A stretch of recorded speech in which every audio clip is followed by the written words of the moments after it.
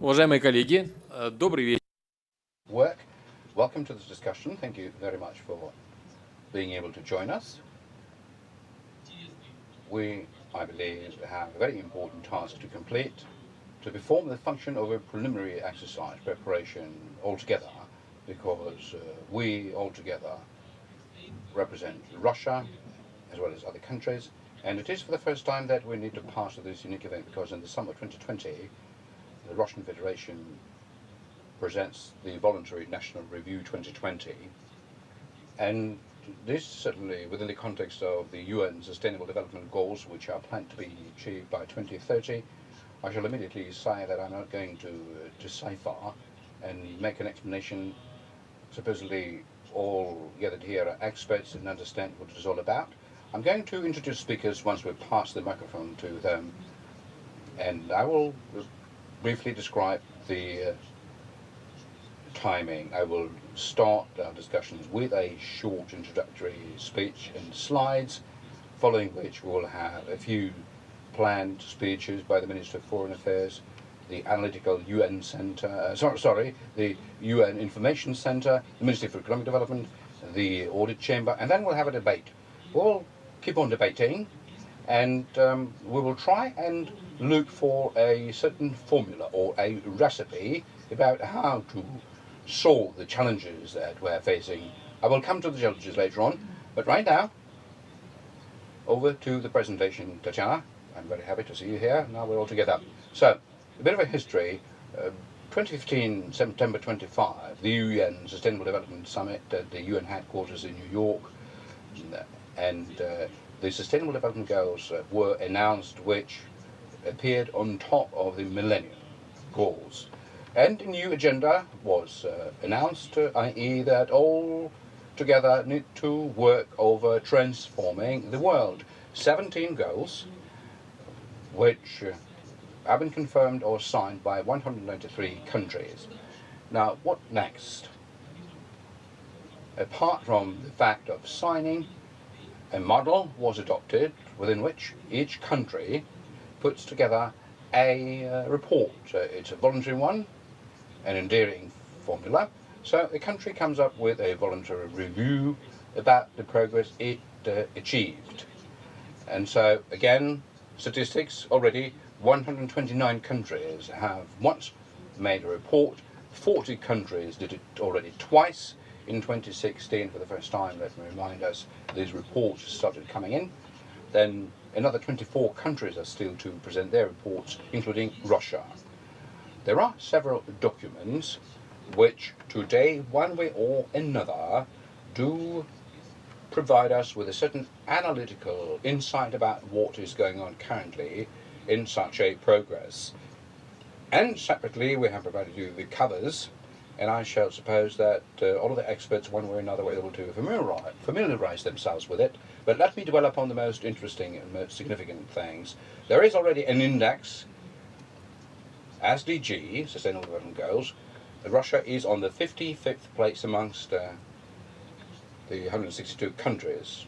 Well, briefly put, there are things to be still worked on, and amongst other things we will today discuss what is it that we can do in order to move upwards along the scale of this index. What else I did with my team before this discussion in order to set a certain points for the debate. We put together a certain selection of countries, starting from the top ones, and we placed them, as you can see, from top to bottom. Everybody is aware that these Scandinavian countries are leading in this ranking. So we also took the countries a big size-wise, which in certain ways look like Russia, like Canada.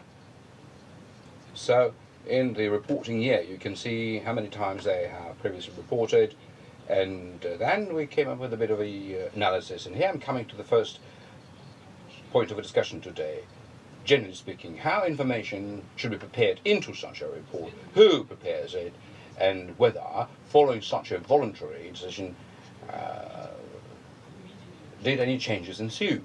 And what we were able to see that, as a rule, these are two enlarged types. Either it's the government, national government, be it in the part of a specific ministry or some kind of a core government agency assisted by others, as well as there is a bit of a hybrid type, where we understand this being the function of both the government and a certain specific agency, which became a bit of a symbol of an innovative, an advanced approach, because the leading countries entertain a hybrid kind of an approach. And so we can see that in Sweden there is a special commission under the government for the support of the development of the sustainable goals.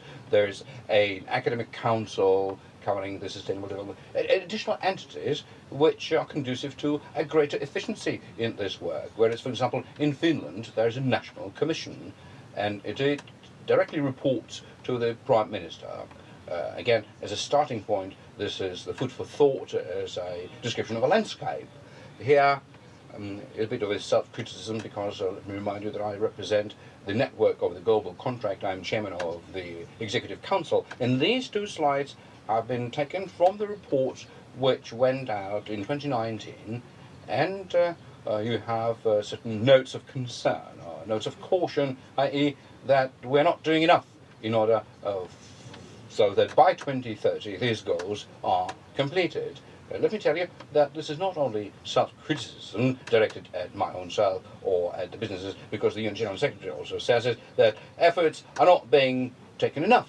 We need to think about what else we can do, and so this is one of such high-sounding mottos and slogans. This is the second point of our discussion, the public-private interaction, and what each party, each side to it thinks needs to be done in order for this work to be more effective. And the second, I believe, quite eloquent slide in this presentation pack, that we need to change our systems, and here I would apply it not only to the foreign ones, or not only to the corporate sector, meaning to say that we need to step out beyond the incrementalist approach. This is a provocative slide. The third point of our discussion, we have national projects. We have certain specific projects. We held a lot of working meetings with the Minister for Economic Development, the Minister of Foreign Affairs, with the Government Analytical Centre. It's a coincidence, they're saying. So, all the way to the very last bit. And I here found a slide. Our national projects traditionally have been presented as a certain line, and here are the national projects in this circle. Should they be equal, or should we make them equal to the UN goals so as to ease our work? I decided to step a little bit further, and I found out that you can place them in this order, in the chess order. And I described these two slides, sorry for such a simplification, the same kind of X, but on the side. No matter how you revolve it, it doesn't change the core sense. Visually, you can present it in different ways, and you can imagine it in different ways, but be it in a pie chart or in a linear chart, but substantively, this is the same. I mean, the national projects and what's not. And here I'm coming to it, to how the goal for our today's discussion should be set, so as to try and inspire and expect us to be able to find answers to these questions. The first that I would like to talk about systemically is exactly the kind of a system, sorry for much of a muchness, the system of training and preparing, how to monitor these goals. What is it that we ought to do in order to ensure such a control over the implementation of these goals? Who are the participants of this process? And I'm basically referring us to the kind of the chart that I previously showed on the screen. The second thing, as we described it, which is simultaneous swimming, how simultaneous we are in such an effort, because in the simultaneous swimming, Russian Federation has traditionally been always the best one, and maybe this symbolic idea may inspire us to find the proper recipe. And the national goals, the last two slides of ours, how are we to catch these two hairs? Because there are national goals, sustainable development goals. How are we to basically, should we do it basically? Should we go for it this way, dear colleagues? So this slide I shall keep here. If you prompt us, then we will include them in order to comment on your presentations. Now, by order of appearance, our first speaker, Pyotr Ilyachov, Director of the Department of International Organizations in the Ministry of Foreign Affairs of Russia. So, the honor is yours to start our discussion. And I will traditionally be asking all of the speakers to pronounce their recipe to some of the items of the agenda, to all of the three, but very quickly and briefly. Thank you, Alexander Viktorovich. I'm not sure that my presentation is going to be as emissionary as yours, but the pace has been set.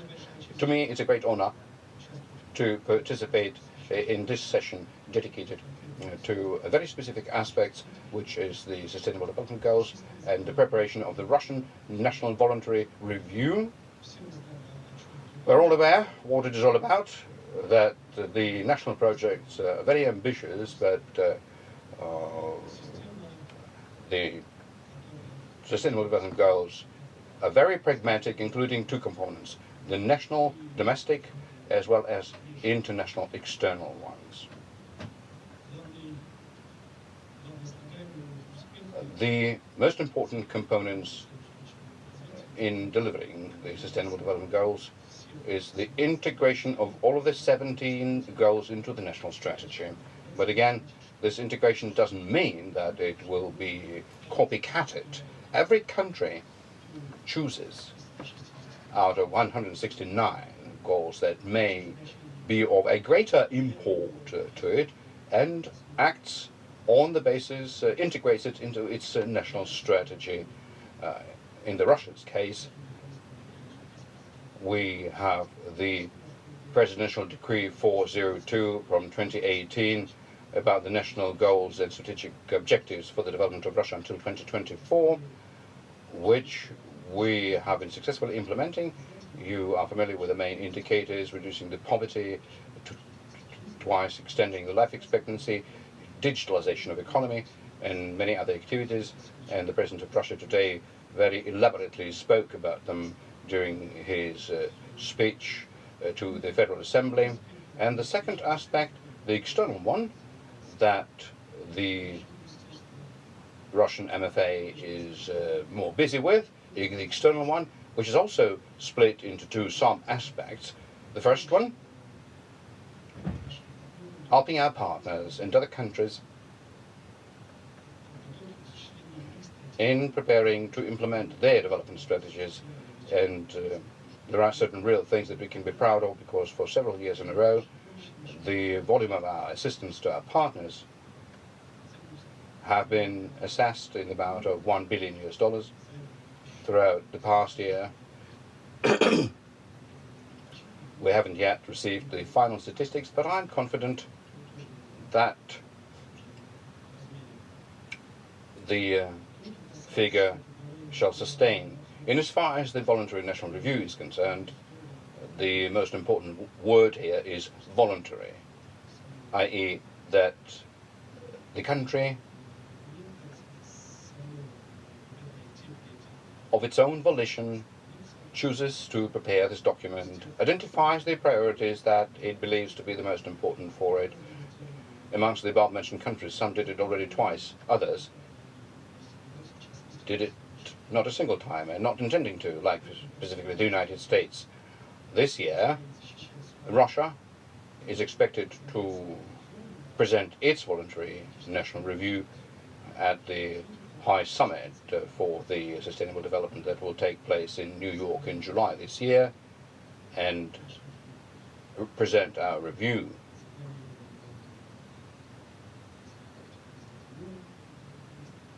I don't know how to describe the person in question, Maxim Oreshkin, the Minister for Economic Development, but at least currently we expect that he will be the person. The advantage of such a review is not only in us propagating, in a good sense of it, our achievements in the area of development, but this is also constructive criticism, as well as the opportunity to further fine-tune those areas where we still have to progress.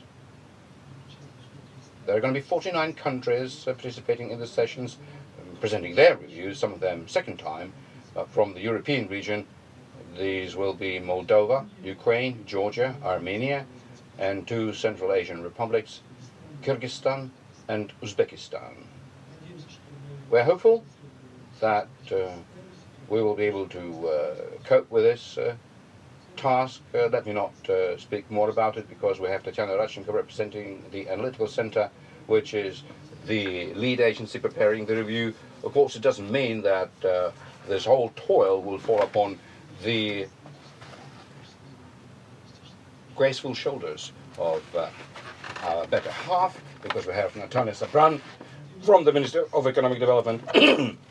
So we hope that with joint efforts we'll be able to prepare a good quality document, because there is little time left for us to really go for it, because in February we should have the first draft in our hands, and 1 month before the presentation due date we must submit the final version of it. Apart from the high-level summit for the Sustainable Development Forum, there are other venues at which some other countries have previously tested their national reviews as part of the regional commissions.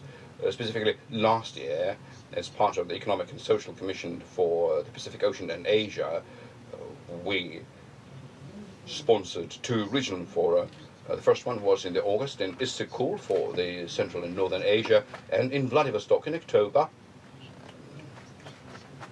to the North and Northwestern Africa. We also cooperate with the European Economic Commission of the UN. Alongside this, most importantly, is that the Ministry of Foreign Affairs, through its efforts, both in preparing the presentation of our review, as well as in promoting things that we so far have achieved in the way we assist other countries, thus creating favorable conditions for the Sustainable Development Goals to be completed and achieved and met in this country. We've got a couple of slides. Let's not forget about the 17th goal, although as viewed by the Minister of Foreign Affairs, you shouldn't split these goals into different ones because they constitute a sort of a single body. And so an achievement of each goal brings about the ability to achieve another one. But the 17th goal, the partnership, is particularly important, particularly the partnership between the public and private structures. We have a positive, very constructive experience. We're grateful to the National Global Contract Network in the person of Alexander Viktorovich, who not only is promoting the achievement of what we are doing in Russia, but also really sets our companies further towards more active engagement in various activities that are taking place or into specific development projects. In July, when we will be presenting our national review, we are looking into the opportunity to organize a separate event under the auspices of the National Global Contract Network, so as to highlight the contribution made by the Russian businesses into the achievement of the Sustainable Development Goals. This basically is about the public and the private structures, cooperation, but whatever it is written here, synchronized swimming. Let's not forget about a different Olympic movement motto. Not the result is most important, participation is. So the truth is somewhere in the middle. Thank you very much. And then I would like and I will pass the floor over to Valery Kuznetsov, who is director of the UN Information Center in Moscow. Vladimir, please, could you step a bit further or carry on this particular note through the vision of UN? What is currently taking place with the national reviews? What kind of significance is placed upon them? What kind of a stage we are moving at? I mean, not the stage in the UN headquarters, but how can it be described? What is the state of affairs? What is the mood? And what kind of significance is being attached to this event so as to not to be able to overestimate it or underestimate it? Thank you very much for this question, Alexander Viktorovich. It is both easy and difficult for me to speak because quite often it happens when, together with the Minister of Foreign Affairs and Mr. Petrov, we're speaking together, we are, we're saying the same thing, which underscores yet again that the UN is the organization of the member countries which supports the Secretariat in its efforts, and we do support, whenever it is necessary, our member countries. And I would like to begin by saying that the inclusivity is one of the cornerstones of the, if you will, an ideology of 2030 agenda, which by definition cannot be fulfilled by a single country. It can only be done through the collaboration of the countries where the UN is an international structure, and so the governments are those structures which are held accountable for the implementation of the Sustainable Development Goals. But simultaneously, as is stated in the agenda, there is a necessity for the synergy of efforts between the businesses, the civil society, and the government in the implementation of the 2030 agenda. It is very important. Now, within which context it is currently taking place? The national voluntary reviews are one of the key elements in the work done by the UN in the Sustainable Development Agenda. Because that enables an individual nation to demonstrate its achievement, but at the same time to identify certain challenges existing both at the national and the global level. But simultaneously, politically, such reviews serve as a great incentive in order for the countries, not only the ones which present their reviews, but other countries as well, could be charged with this energy and through joint efforts could work on the agenda, particularly since the problems that are being raised within this national voluntary reviews apply to all. And quite obviously, in the first place, the report submitted by major nations, the donor countries, by the mature economies such as Russia, for example, without doubt, they touch upon the interests of a great number of nations.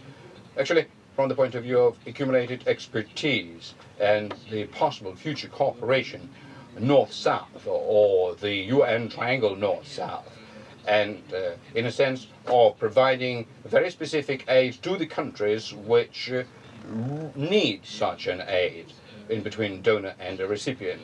And so Russia is a donor country which can truly say something, not only in terms of the examples, but a specific proposal of what needs to be done in a specific project for those who are keenly interested in it. Now, what is the context if we take a scholastic look at it? Unfortunately, the kind of conclusion that the UN experts come to and many UN members is not a very happy one, because if the Sustainable Development Goals implementation continues at the same pace, it would be hardly possible to fulfill all of the sustainable goals. And that applies to many of them. But first and foremost, the UN General Secretary speaks about the climate consequences. And here, a lot must be done, and the member countries, without doubt, in their voluntary national reviews, as well as the Russian federations, quite evidently, that is the climate issue. The problems of climatic changes is here, definitely. But other goals as well do require very serious attention. They require cooperation between the government at the intergovernmental level. And here I'm switching to the part that I wanted to draw particular attention to, which is the public-private cooperation and partnership. There are certain very positive things that we in the UN are looking at, and that do inspire us, both at the global as well as, since we are working as a country team in Russia, do give us a lot of optimism, which is the work performed by the National Network, National Contract Network. In the course of some time, for over more than a year, the Sustainable Development Goals, the strategy for the development of companies, even fulfillment of brands, major brands, I mean, if you will, with what applies to the Sustainable Development Goals. The UN, basically speaking, has charged the global contract and the socially responsible business, which shares the 10 principles, and given them the status of the main venue for the involvement of businesses to achieve the Sustainable Development Goals. At the same time, it is necessary to take into account several key points, amongst which I should mention the following one. The fulfillment of Sustainable Development Goals, SDGs, is not possible by one particular entity. Global changes start locally, and it is important to mention that the Russian national network of the global contract, in the work done for the SDGs, and we have been cooperating in it for quite some time, takes into account the regional context applicable to Russia. I mean, the companies operate in the regions, and they may take into account the kind of changes, the kind of regional specificities, even more intricately responding to it compared to the government. I wouldn't even run a comparison because it is all compatible, but specifically the regional context in the work done by the National Global Contract Network is what I should note on the very, very positive side. And so, in the interaction between the businesses, the government and the society within the context of SDGs, one should entertain the approach based upon the specificities of specific countries, which is exactly what is expected from the national reviews. So, if we are to respond to the questions from theory to practice, how to achieve control over the implementation, we in the UN accept the kind of control that is being pursued by the government and the nations. A very brief answer to the questions. It's a different matter that we are ready to offer our expert to help. Synchronized swimming between the government and the businesses, I don't think it is worthwhile talking about synchronized swimming. It is not a necessity, because the original premise was SDG, and the ultimate outcome is the same, and we need to work together. And the national goals of Russia and the SDGs, let me not give you my judgment, because this is for the government to do in the first place, but probably I should mention something that Alexander previously mentioned, which is the same thing, but just looking at it from a side. Because it is true that the national Russian goals basically already integrate themselves completely into the Sustainable Development Goals, and so there's no need to do something extra. You simply need to fine-tune it in terms of the reporting methodology. Thank you very much. This is the end of my presentation. Thank you very much. One day, colleagues. I'm sorry. Yes, I wanted to add some other thing. I wanted to comment upon what Piotr Viktorovich mentioned when he said that the national, the Russia's voluntary review that is going to be presented at the UN in July in New York is going to be accompanied by a very active participation of the National Global Contract Network. I mean, the fact that the national Russian business may prepare a parallel event, this is effectively previous practice demonstrated that it is quite successful on an individual country basis, and we are very much welcoming it. And so, if there is a massive presentation of the participants of the National Global Contract Network alongside with a presentation by the Russia of its national review, that is the kind of the synergy that we are talking about today. So, we're quite supportive of it. Thank you very much.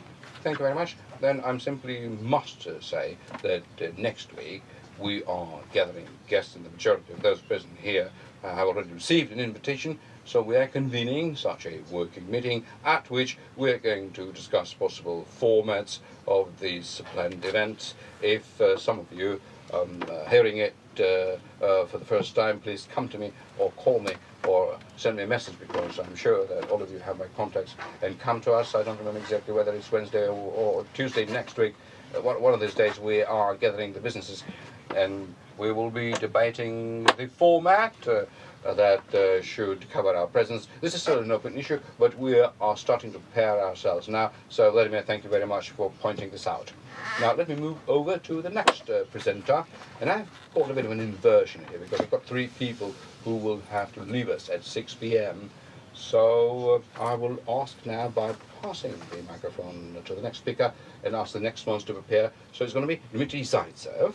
He's the auditor working in the Russian audit chamber. I cannot note because the audit chamber, since the beginning of the last year, the beginning of this year, has been quite active. So it's quite pleasant to, mention this brevity, but at the same time, a very acute, attention that the auditors demonstrate. An auditor is some kind of an analytical mind, which rather than giving an impression, issues very precise characteristics of what is being analyzed. And so I'm very much looking forward to Dmitry sharing with us your thoughts, what you have seen, in extension of what Vladimir started talking about. How do we look right now? What is it that we still must do? And maybe just look beyond the horizon of 2030. And Elena Nikolaevna and Natalia Anatolyevna, you will be the next ones to speak. Yes.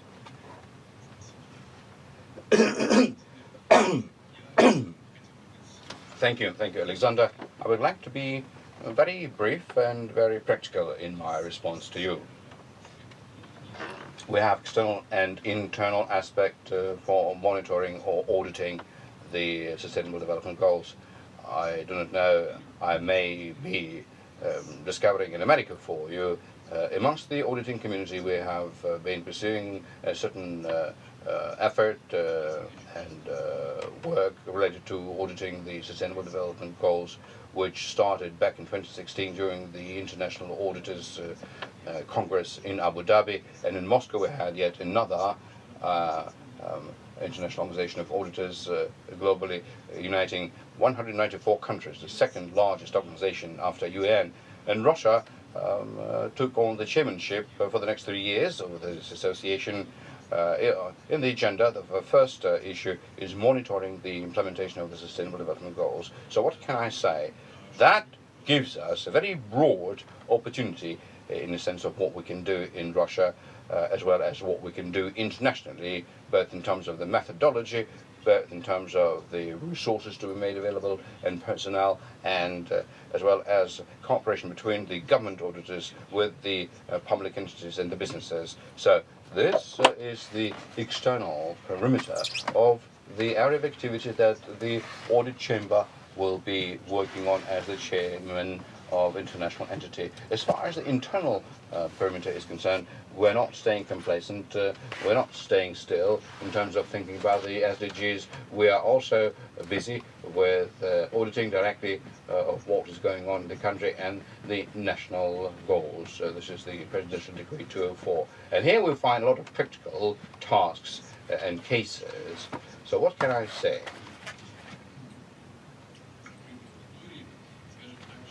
In this sufficiently closed audience, I can say that there are a lot of things that we were planning to work on, but on the other hand, we as the country should be perceived in a very unbiased way, and possibly bearing in mind the fact that several people mentioned that we are a big country, we have a big potential, and so ranking, again, the way it is taking place,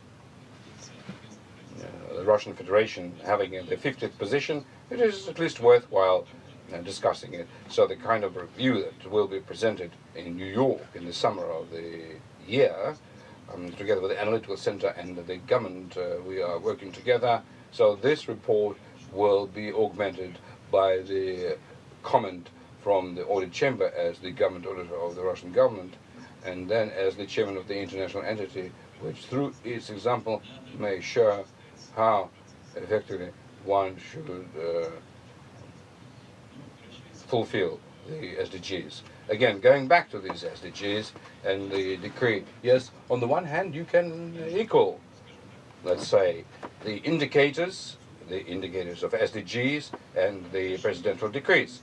But then I wouldn't cease to put the equal sign, because the goals may look alike, but how one could move from goals to tasks and from tasks to indicators, this is the kind of methodology that hasn't yet been fully established, particularly by the government auditors or internationally. Inside our big international associations, there are also development initiatives, and we have an entity which is covering developing countries, and it proposes the model of auditing the fulfillment of the Sustainable Development Goals. And this is the task which is made difficult because this correlation between the indicators and tasks in the measurable way, which can demonstrate that the goal has been achieved, not in terms of the statistics, but the spirit.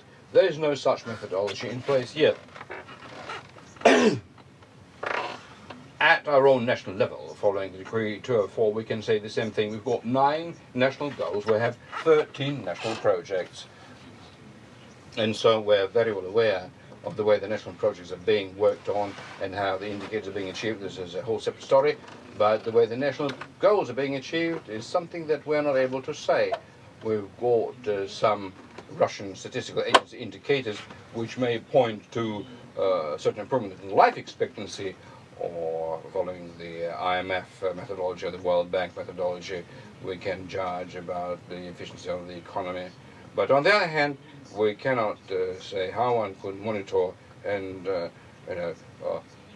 track the national development, which is part of the national development goals. And so this gap, which recently was identified when somebody was saying, how are we to bridge the gap between the Sustainable Development Goals and national goals during the National Council last year, where the chairman of the Audit Chamber spoke and the president of Russia. So this is the gap that the government must be restoring. And so first mythological gap should be restored, then monitoring of the indicators and the achievement of goals should be reported. We may ask, all right, how do you do that with respect to the Sustainable Development Goals? This is purely technical goal, but what it takes us to is what will ultimately happen beyond 2020. Is there life after the presentation of the review? Yes, there is life. That it, as a minimum, should last until 2030. The Russian Audit Chamber is going to be doing it on an annual basis, because we took on not only certain international obligations, but also simply according to our planned schedule, we are supposed to monitor both the national goals as well as the achievement of the national sustainable goals in Russia. So I would say that life beyond 2020, after the review is done, does exist, and on the other hand, there will be a monitoring of the way the government performs this function.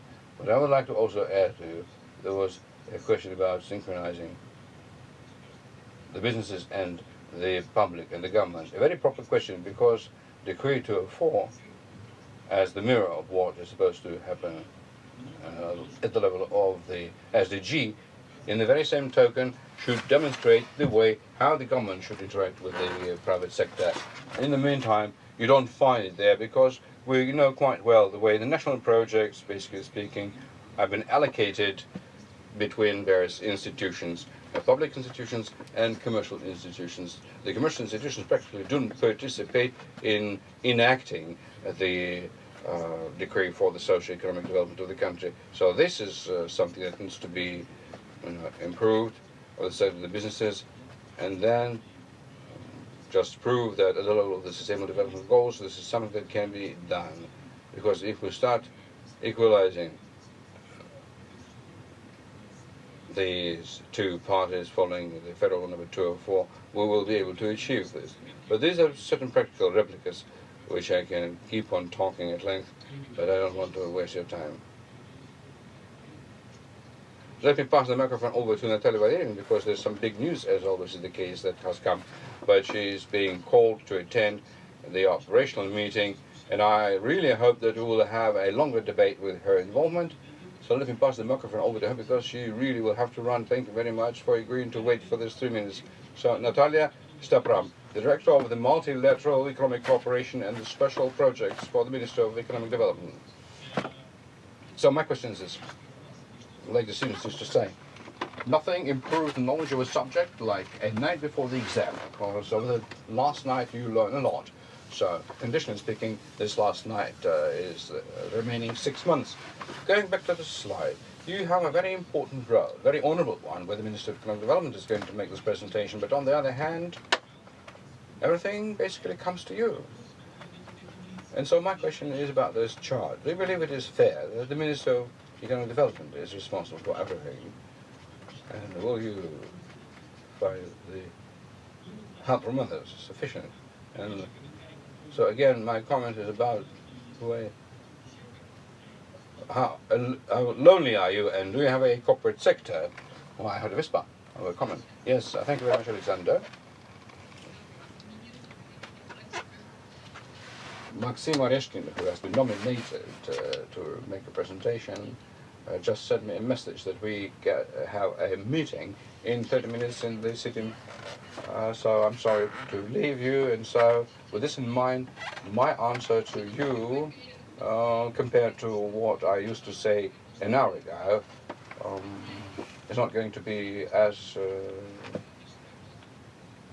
good, acting on the assumption of the fact that Vice Premier Mr. Silvanov has vested with us additional responsibility. But I'll be honest to say that this is the kind of work that we initiated back in 2019, because even already then we were the first of the government agencies who have written down work to be done to prepare the national review, and we were very actively meeting in those days. Moreover, if one is to ask the question about the interaction with the businesses, one of the tasks which we have fulfilled is the SDG, basically the tactics for the responsible corporate business behavior, social responsibility, you name it. It could be different word-wise, but it all boils down to the same thing. So let me start with your last question. We do think that working with the businesses is the key kind of work which must be done by the ministries. No, what is it? It wasn't the first one. Yes, the second question. And basically speaking, that is what we're after, and I hope that in some near future we will even publish a bulletin in terms of what businesses could do, and the colleagues who will speak subsequently, we've spoken a lot about it. We've got pioneers, we have incentives from the businesses who present best practices. So my brief answer to your first question, it seems to me that whenever you put an equal mark between the national projects and SDGs, this is not right. Because the Sustainable Development Goals, I once again looked at the UN website, it's a call for action. While the national project is what we're supposed to do, what we're supposed to monitor, and henceforth you find an answer to the last question. This is not two rabbits, this is the instrument to catch one very big rabbit of ours, which is the national development projects, and basically our ministry acts specifically on this assumption.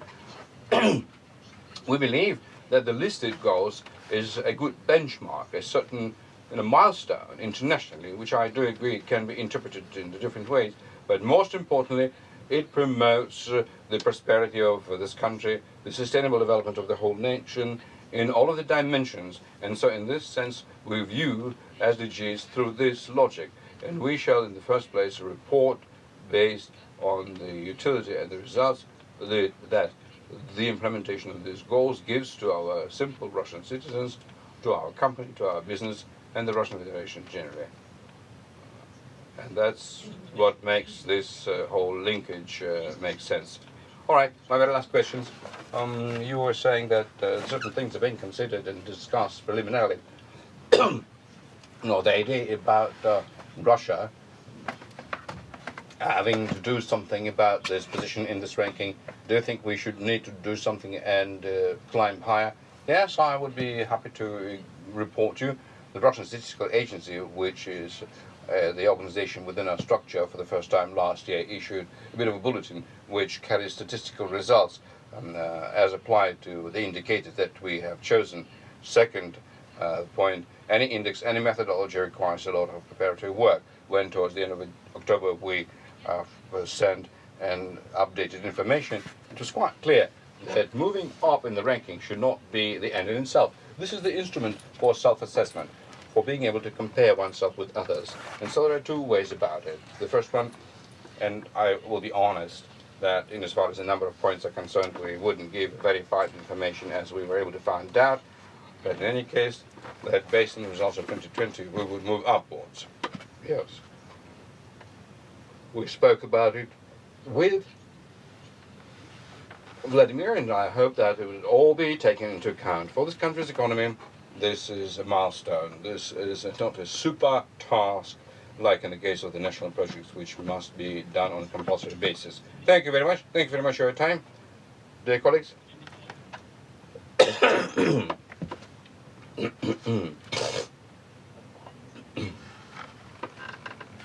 I would like to begin by saying that this review is the mirror of what is being done. And this review will still be able to tell only about the things that are realistically being done, on the one hand.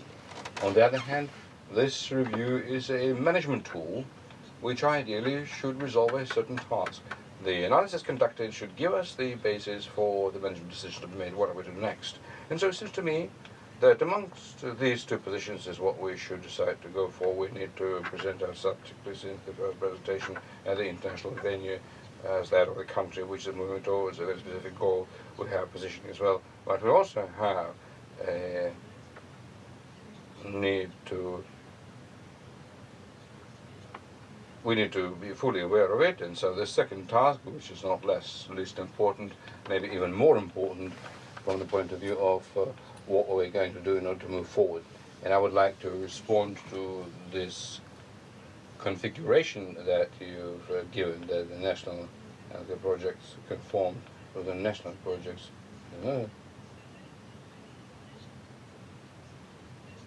So effectively, these are the two spheres of which juxtapose each other, and so we need to identify how densely, but these are definitely two spheres. At least one of the reasons is the one that the national projects rolled on until 2024, just this, while the SDGs until 2030, and this entails much larger objectives as well as the results that one should achieve. First thing. Second thing, I'm not convinced, maybe inside the government there was such a work, but despite the fact that I'm actively participating in the process of the preparation of this review in its different parts, and even where I didn't participate, I was able to read through all the parts, but I don't have information that somebody scrupulously helped them, because all of the national goals as well as the Sustainable Development Goals until 2030. Because we are entitled and we need to understand what are the goals that we're able to resolve, and most important, as it seems to me, we need to understand where the devil is hiding, because the kind of indicators which we use in order to understand the speed of how we move, the milestones that we achieve, these indicators, do they conform to the results that one should arrive at by 2030? And in order to understand it, we need to understand it when in 2024 the national projects are going to be ultimately reviewed, in order to understand how far we are standing from the finishing line that we're supposed to pass through. So that's what we need to think about if we talk about the control, about the realistic process that needs to be launched. This is an important task that really should be resolved. I would also, look at analytical instruments, at this no matter what it is, just an instrument. And I've taken a very close look yesterday, once again, about who is following who, and the place 55 is good or bad. Amongst 162 countries, who is in front of us and who is behind us? Behind us are some sort of Asian countries, African countries, Latin American, but who is in front of us? So the first 10 of them is almost the whole Europe, just European countries. You see, the first top 20 is OECD countries. Why them? I suppose that because Europe, I'm not talking about the kind of a document that they adopted in the beginning of the 2019 towards the Sustainable Europe 2030. This is a strategic document. Sustainable Europe 2030 includes a set of plans for all of the areas. But if there are plans and there is a set of measures for the plans, and there is a set of indicators for the measures, only this way you can progress, because otherwise we're moving backwards and downwards. So generally speaking, where are we moving? I mean, there's no doubt about us moving, but towards particular which destination, we don't understand 100%. And the fact that we will have such a document published in the beginning of 2019, it was preceded by a lot of work, because there was a whole number of plans to prepare. I'm not talking about even other concepts which have been developed in order to aim for the SDGs. So, to myself, I'm saying that the national review should definitely confirm it, because we did some work, but if, when we were doing it 2 years ago, everything was clear, but what kind of work we were doing recently? We've taken a look at what we have, and to what extent it conforms to the kind of the goals that we are supposed to achieve. So whenever we are looking at corporate information, because we're actively engaged with them as far as their strategy is concerned and the sustainable development goals, we are saying that this is the very first stage, and you need to do it in order to understand the situation, in terms of where we are and where are we supposed to move, because this is the kind of framework that needs to be settled, so that we understand where are we moving. If we're moving slowly, then we know who we should be taking care of. The way the business understand it, for example, the business sets itself vital objectives. In this sense, business finds itself in much tougher conditions, because in this global market, it has to operate, particularly bigger companies cannot afford to lag behind, because otherwise they would lose their markets. So, nevertheless, each of them is trying to follow its own journey, because there is no common one.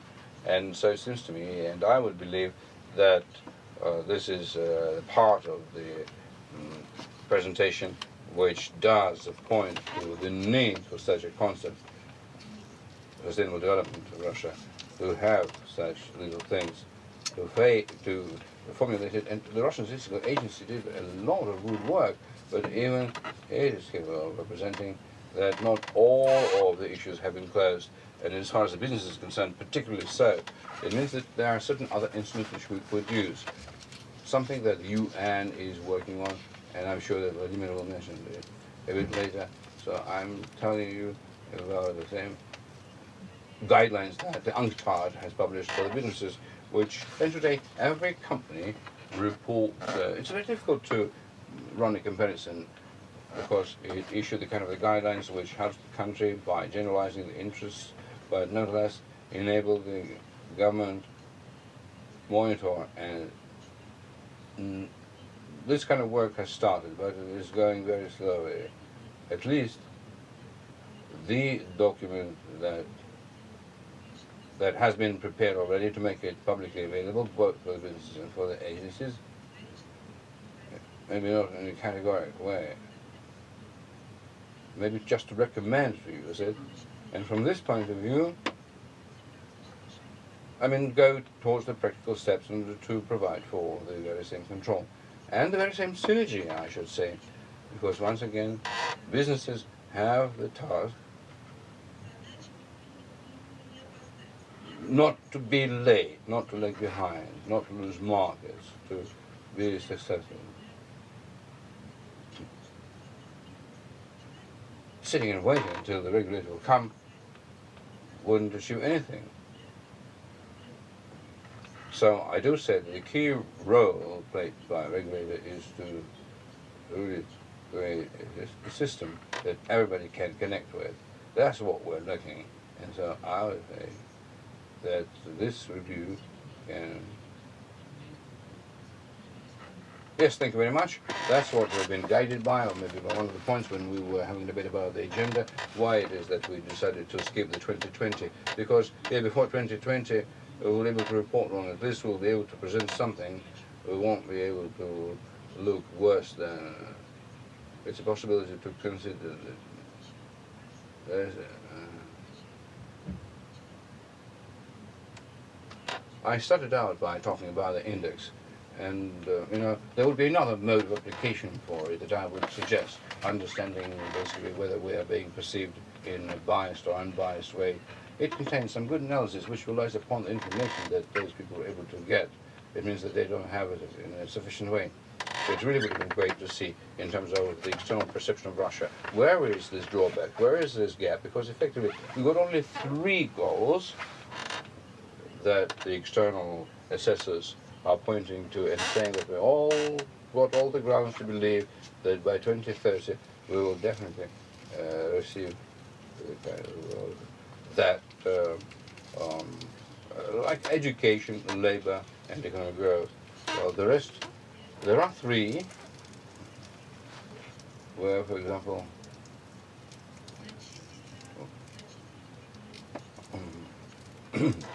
there are significant problems existing, such as climate, environment, like the mainland and waters. Maybe that is not just for nothing. It may mean that it's really worth analyzing and paying attention to.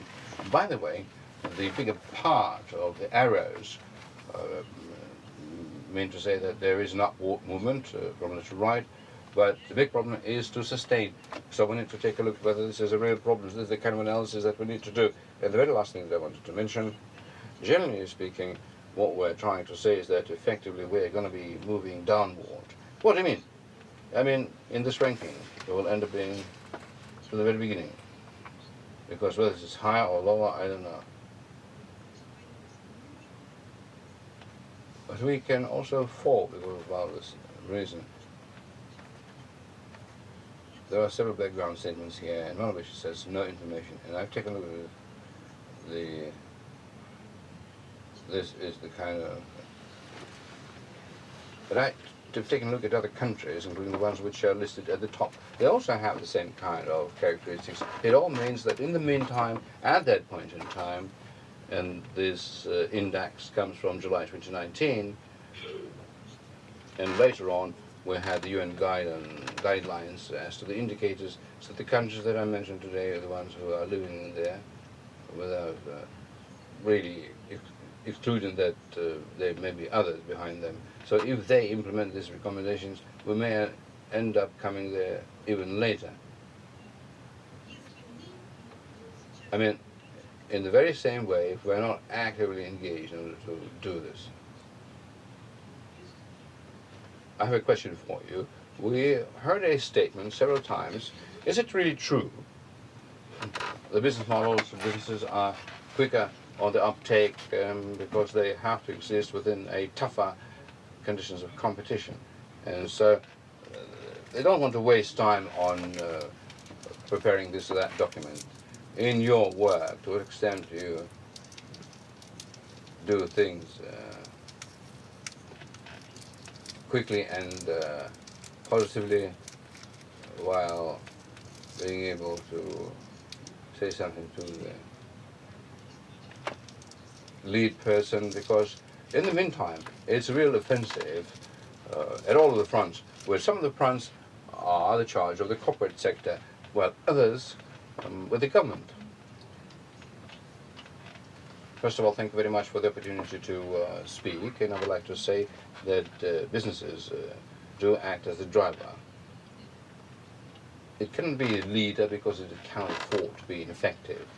It's just that this is about processes which are being run in parallel. And the first thing that I would like to do, we are certainly in front of Severstar, and many of those who are members of the Union of Industrialists, they are very advanced. And when the items of the political agenda has been identified, we've taken a look at all of the activities that we were trying to run actively, even the manufacturing. We would step out and go. So it is fully befitting, and for 3 years in a row, we're publishing a report in full compliance with the Sustainable Development Goals. You know, all it took was a proper information work. Secondly, nobody can attend to this planet single-handedly, and the wise is the one who achieve more together, because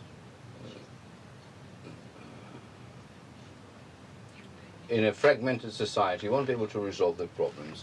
But on the other hand, we ought to avoid trying to solve the problems. We ought to attend to developing this country further. And so this is something that we both are being guided in our social investments and multi-billion environmental investments. So I wanted to go back to this synchronization, which may sound stupid, but last year the Federation Council asked me to present at a session with our experience of Severstal, and I agreed. And all of a sudden I looked around, I saw that those were about the national projects, and that all of the speakers are going to be talking about the national projects. And most importantly, when you're starting translating, you shouldn't forget the expectation on the part of the oils.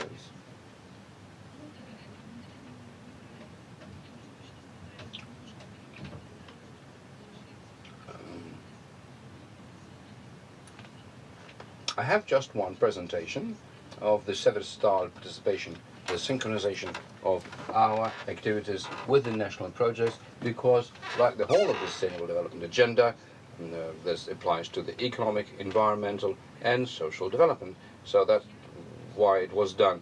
But with all due respect to our esteemed audit chamber representatives, this is something that each time makes me feel bewildered when somebody is saying that no commercial projects are part of the international ones. First of all, yes.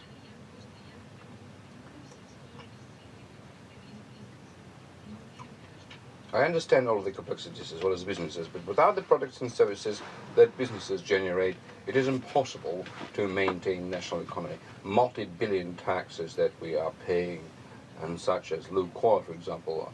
I remember some Lukoil cases. 2,600 million. And this is exactly the kind of resources that support the national projects. But whatever businesses do additionally, that is exactly the driver, the one who is responsible. More advanced in certain other things, where we'll have an expert pulling everybody after him. So to split in here who's doing more, who's doing less is not correct. It must be a very well thought out, weighted approach. This is the first thing within the context of the development of Russia. But secondly, I would like to express my respect for the preparation of this review, because thanks to the Russian National Network and the Ministry of Foreign Affairs, I again participated in the key event dedicated to the SDG, the Business and the Human Rights Forum. And I must say, with sadness, this is a very dramatic picture, because we're being pursued in a very unfriendly way, in a very biased way. And so this presentation, amongst other things, would help the implementation of the civil society. Why? Because we live in a global world. All these relationships are based upon the relationship between the meeting. And if this is the way that the humanitarian bridges can be achieved, the people who takes these decisions, it really defines the quality of life in the country, the extent to which the government will be in a position to invest more into the social environmental agenda and thus improve the quality of life in the country. It will depending upon the kind of decisions which will be adopted thanks to the reputation of the country and the real trust which, thanks, I hope, to this project that we're also part of, will make sure it happens. Thank you very much. Honestly speaking, I'm not going to add anything to it because everything was extremely clear. Coca-Cola. Alisa Vasilyeva, could you please carry on? You, like the case with Sevastopol, represent the company which operates globally. But your sector is such that you are represented almost in all the countries, and you are being present as part of the consumer and retail operation. My question is, you've got your own policy in the area of sustainable development. It is very impressive, and I'm sure that you'll be able to disclose certain core aspects. But let me raise the same question. You, as the business, you operate because you have chosen this paradigm for you. And is there anywhere a case in any particular country where you can mention this synchronization? Because I'm afraid to make a mistake. You get 8 or 10 factories in Russia, 12 plants in Russia. All right, so my question, Russian business, you are the Russian business, you've got employees and so on and so forth, but at the same time, do you feel any different aspects of synchronizing your work with what is being done in other countries? And how do you synchronize yourselves depending upon the jurisdiction that you have presented? Thank you very much. You know, I had just one picture, and through the visual case it would be much easier for me to give an explanation, but if you don't have it, this is still all right. Look, today our common denominator, particularly sustainable development goals, and we're approaching this common denominator from different places.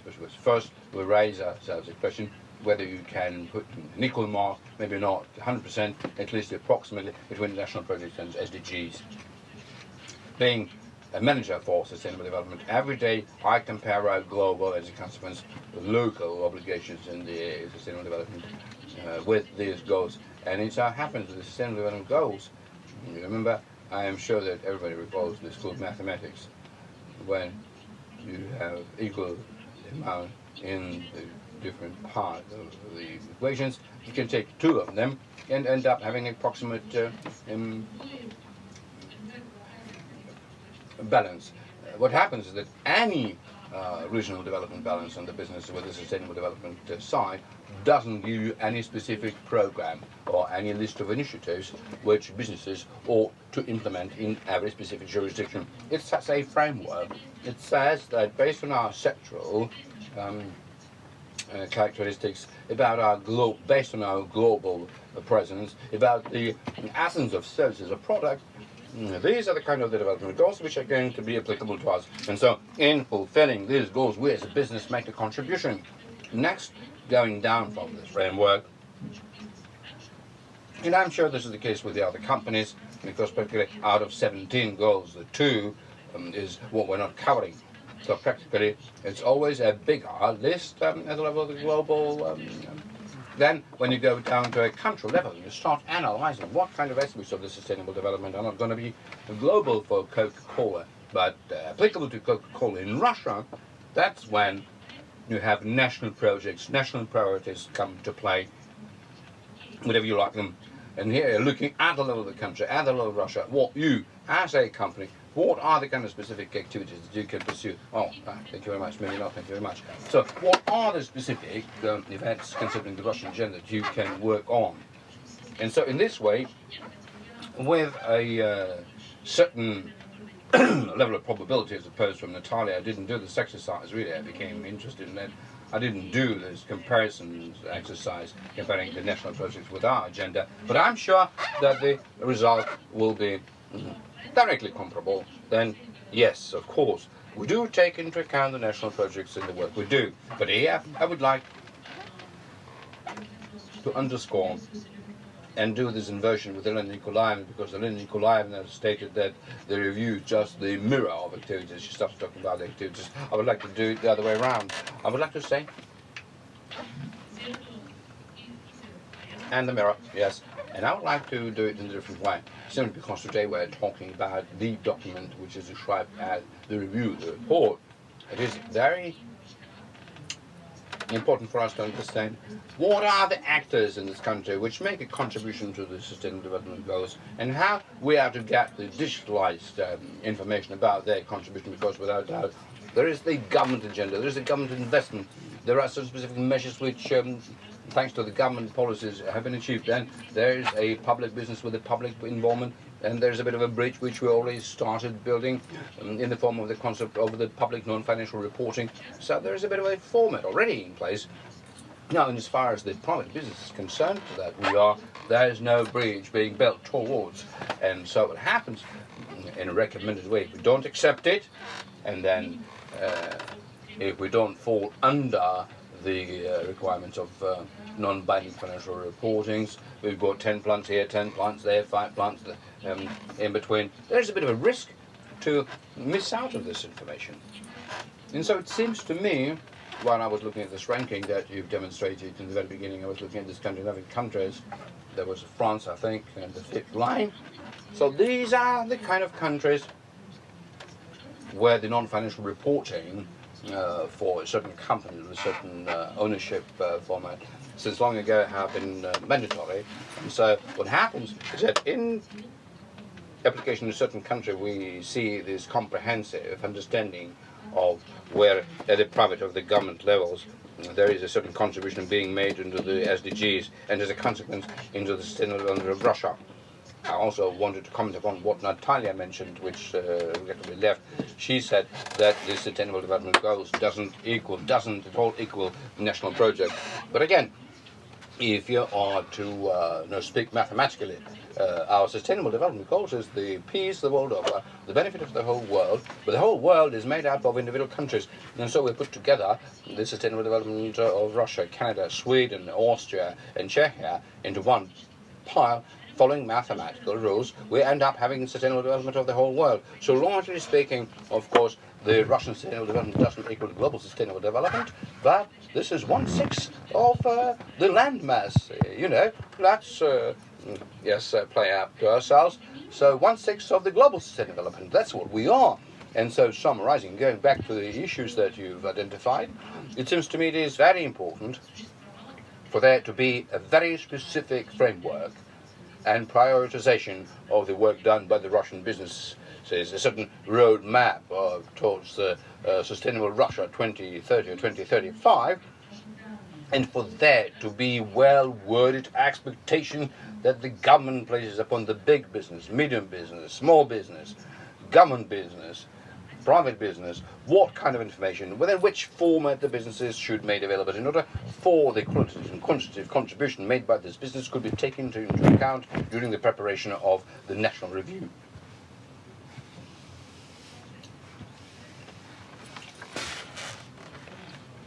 Yes, I do remember.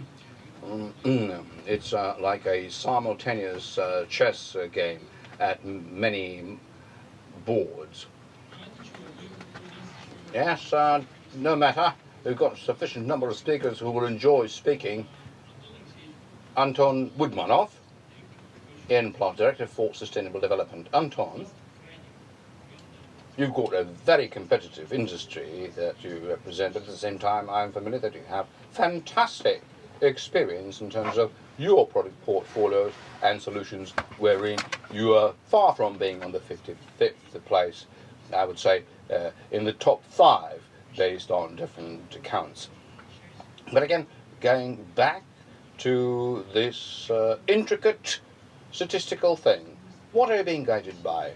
To what extent, in the sense you identify yourself as a certain projection in the National Review, how fair it is to say that whatever you do, in any particular way, you do looking at it, or is it something that is still to be done? Because our next speaker, Tatiana, will be talking about what she's seen and what in her blueprint she has already written in terms of the pieces for the review. Safa, thank you very much. I will definitely restructure the kind of statements that my colleagues were preparing, for me. I really enjoyed listening to Natalia Anatolievna and Elena Nikolaevna. It is true that very few things can hardly be added. Very systemically, she described everything.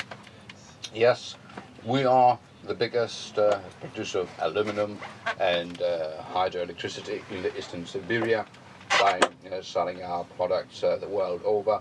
We are present in 11 countries and 5 continents, and since long ago we've been observing the changes taking place in the world, and we were getting ready and we're thinking about how to respond to them.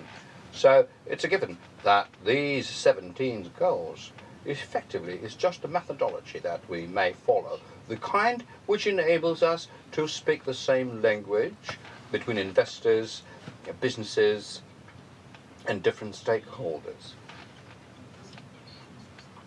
And the bigger question in terms of what is a sub-methodology, because clearly 169 goals, and then the system of assessment, then further on there are industrial contexts that in different sectors you find your individual complex assessment methodologies which continue to be improved, because back in 2015, looking at the climate goal, without mentioning the fact that this is still a big problem for the cities, regions and nations to come to an agreement and to do some sort of an evaluation of what is being achieved. I can tell you, it's because when going down on in any particular industry, you don't find any unanimous position about how to evaluate, because the aluminum manufacturing industry, only it was in the Aluminum Institute in the Scope 1, Scope 2, about how to do the estimations. And so the Aluminum Stewardship Initiative, by continuing to certify the aluminum smelters, you are having more and more companies getting involved, but there are not too many. Look at China and India. There are many companies who are either not yet participants or are not reporting into it. So this is a process of evolution, system of valuation, and about how to agree upon a methodology, but the methodology is already there. And so what is that we see? A very simple example. At one of the meetings of our board of directors at Health and Safety Committee, when we were reporting about the current status of various issues, HSC status and management issues, every time I would say that in compliance with legislation, mentioning the Russian Federation or any other country that we are present in. And so the board of directors corrected me. They said, no, we don't like it that way, because compliance with the legislation is your requirement. Compliance with the best practices. We need to have an analysis of the best practices. Where this kind of an approach comes from? It comes from the market. We've got 17 NGC in plus defined 7 basic ones for itself, because we're members of the global contract. We do share the principles of the global contract and the Sustainable Development Goals. So 7 goals. The ones that we have structured all of our strategies and projects to, we have rewritten it with our first report on sustainable development, which we published last year after getting from under the sanctions. And the most important of these 7 is the 13th one, the climate action. Why? Because this is the core of our business, because aluminum, 70–80% is made up of energy. That is energy for you. And today, the leaders there are 6 or 7 companies, ourselves, Hydro, Alcoa, Rio Tinto. We are aware that we are already competing in our carbon footprint, and the consumers, Mercedes and Audis, they're making their choice on that basis. Moreover, we're currently working together with the World Economic Forum, with the energy transition within the development of our partnerships, and to change the very structure of the market to create a new aluminum initiative for climate, in order so that when communicating with the end consumers, to try and create a new market for aluminum. And so in this way, the SDG as a goal becomes a cornerstone, the essence of our strategy, but bearing in mind, similarly, the inclusivity, that all of the goals are interrelated. We cannot make an attempt and stay uncredited with at least one of them, because that will bring about the total failure in our strategy. So in implementing our programs, we also monitor the way we are developing our business per each of those goals. But the 17th one is the most important, partnership, and we understand it. Again, I will quote a few figures to you. Last year, 64 million tons of aluminum total were produced. In China, 36 million tons were produced. Half, or more than half. The green aluminum, about 13 million. So, as the UN General Secretary is saying, we won't be able to achieve our climate goals 2030 if the markets don't change, if the mindsets don't change.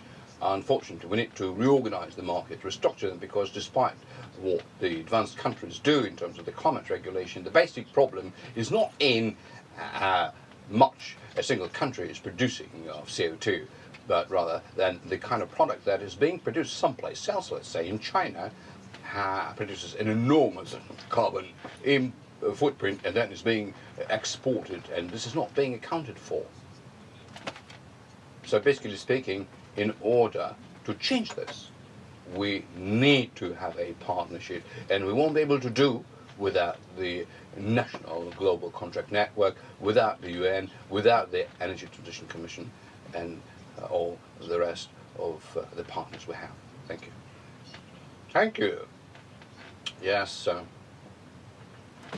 we really are getting into even the third model, in as far as there being a very serious international race, and you cannot spare any time to wait for the government. The government, rather, is the beneficiary of your organization employing such advanced solutions. But another thing where we are acting as the consumer. The consumer, I mean, the one that is really having a bit of a waste trail, and so how one can take this into account is a big issue. Let me, with your permission, also say a few words about the correlation to the national projects. Definitely, there's not an equal mark. These are two different areas and spheres. Whenever we were formulating our reports on sustainable development, and whatever we're doing as part of the national projects, we have simply reorganized this information. There's one thing that I would like to note from the point of view of once again, SDGs, 17 SDGs as a methodology, and we do see that this is our way to communicate with investors. We compete and we structure our operations in the market this way. To be able to correctly understand it, like Natalia Anatolovna said, we're not alone in this world. Who are we? What are we? If this is the company operating in Russia, well, yes, there's compliant with the Russian legislation, excellent, or the Russian market. And what if it's not? If we are an international company, on the one hand, so we're not alone in this world. So what do we need to learn? We need to learn to employ this methodology in order to create in Russia new markets and bring more liquidity into this country. I can give you one example. Rusal last year launched the first major PPP projects in conservation. This was not charity. 2 years ago, my team came around and said, Anton, we cannot reduce our carbon footprint down to zero. There are offsetting programs. Let's buy certificates abroad. And basically speaking, in this way, we will, we'll do the offsetting, and we'll have 10,000 of aluminums with a zero carbon footprint. We didn't decide to follow this path. In Russia, we decided to create it against there being no regulatory framework to cover it together with the Ministry of Agriculture. But this doesn't work yet. We have Red Plus initiative, where you find a big market for tropical woods, but in forests, but we don't have a similar market in Russia. The same applies to the energy offsets, because we currently see the way they start to work abroad, like for example in the United States and other countries, because you find a system in place, but you don't have it in Russia. And we're currently trying to align legislation. We're working on it, and I mean to say that within all of these 17 goals, we need to understand that there is an enormous potential for us. Thank you. But again, traditional confirmation, I say that for creative and positive, in as far as all challenges, people identify opportunities as well.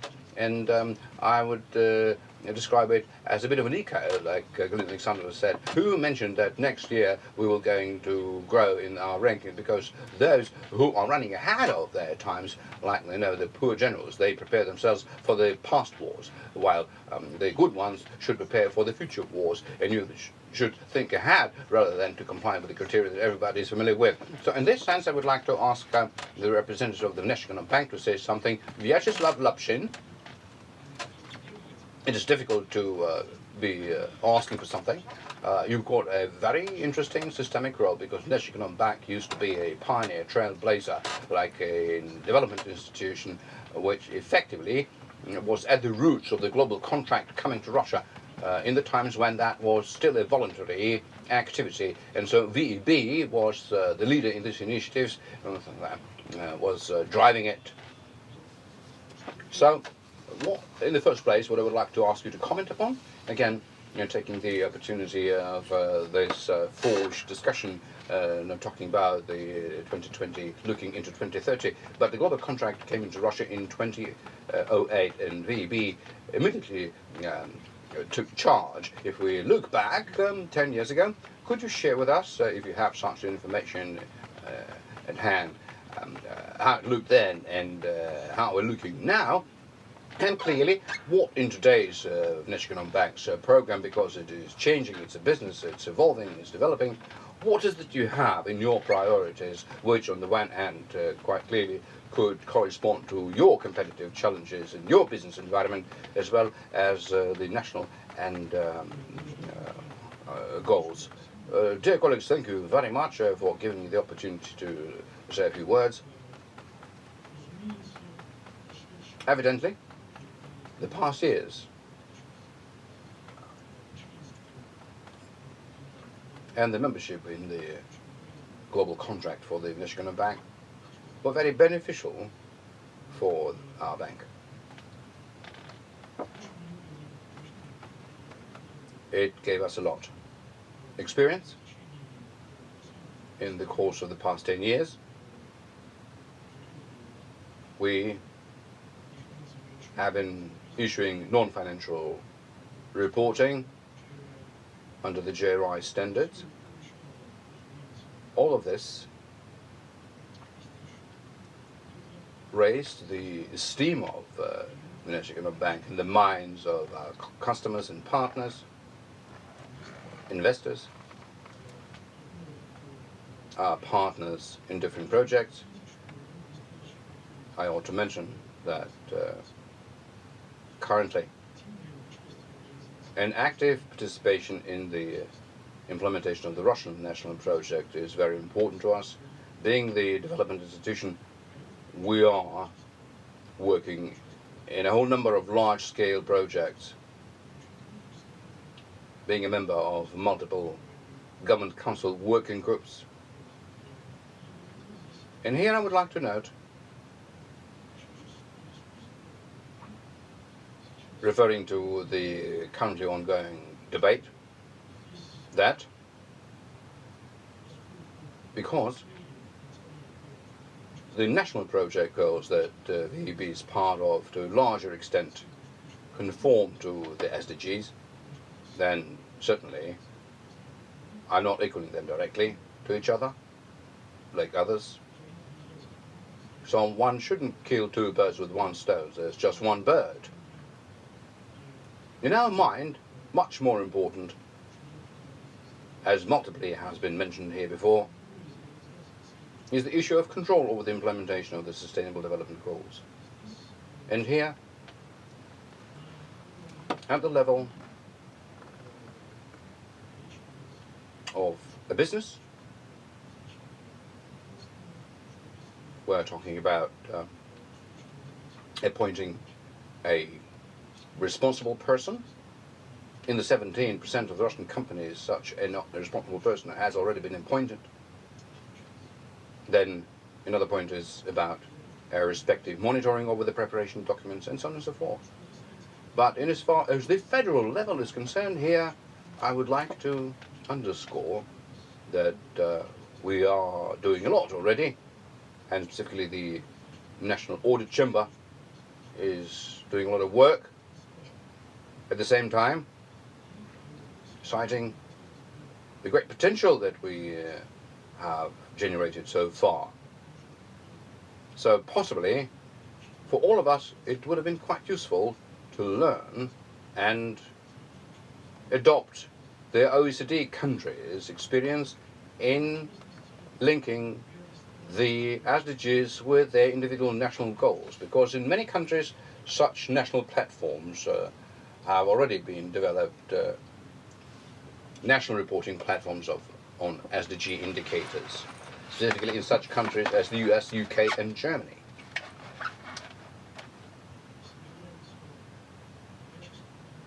Good quality, quantitative and qualitative indicators are being gathered, on the basis of which subsequently one may do some sort of an analysis, make management decisions. So in my mind, one could consider this kind of an experience, not in terms of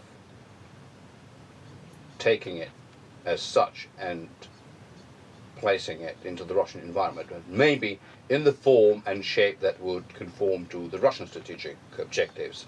And such a platform, to a great extent, could promote strategic planning in Russia, in the Belarusian Union, in the Eurasian Union, in the BRICS, in the Shanghai Organization.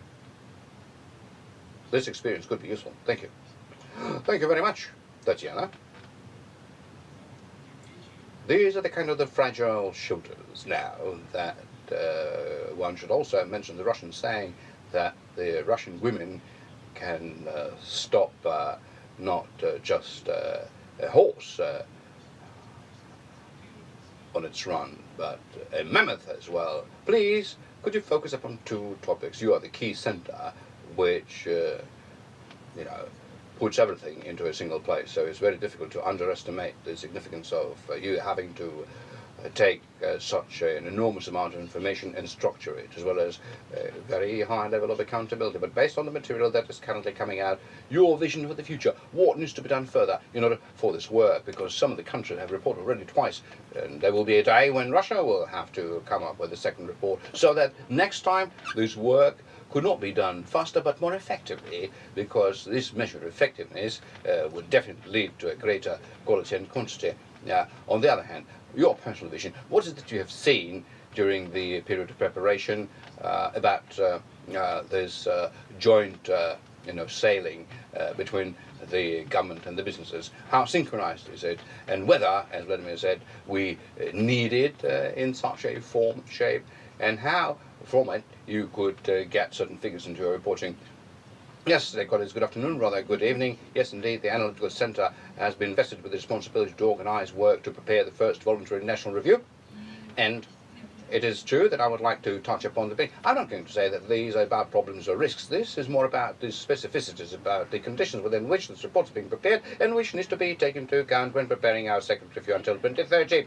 The first basic, you have to understand that we've got two types of reporting. We've got statistical reporting, which is being done by the Russian Statistical Agency annually. And the statistical reports that the statistical agency submits to the UN, which is being put into the foundation of the kind of the place in the rating that Russia has as part of the global indexes.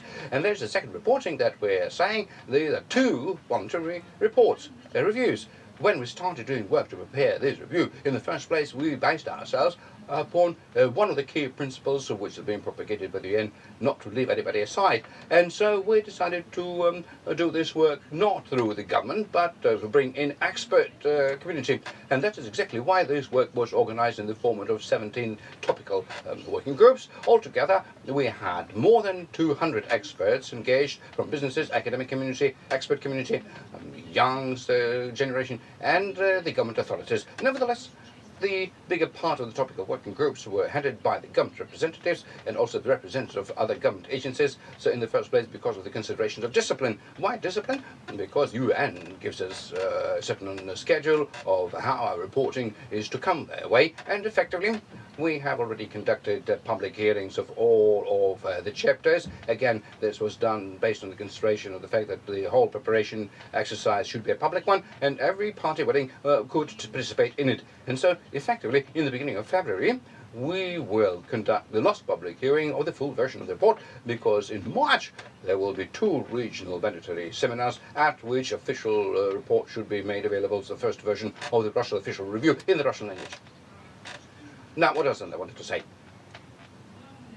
The most important initiative, as part of the preparation, the basic initiator and driver behind this process was business, particularly the big businesses, which in the first place is involved in this effort, the kind of a business which is represented internationally, which have international partners, and that is a normal business practice, which I suppose can be seen in the everyday decision-making process.